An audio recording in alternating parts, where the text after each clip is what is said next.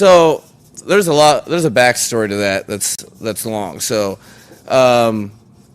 Dan's, I drive to work on Dan Marino Boulevard every day, and from the onset when I first saw him in the building, I'm like, "You're Dan Marino," and he's like, "Would you be okay if I sat in a meeting?" And I'm like, "What?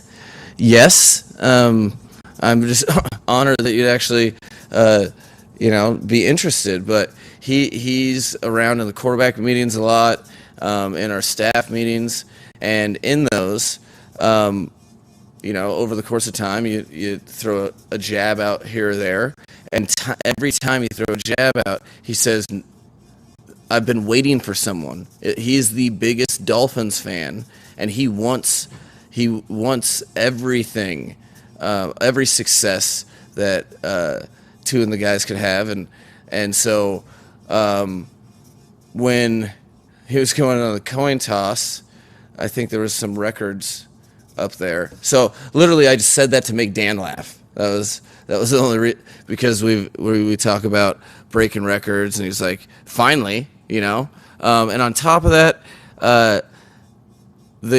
what you just alluded to is 100% the case. Like 5,000 yards in 1984 is pretty much the equivalent of 6,500, I would say now.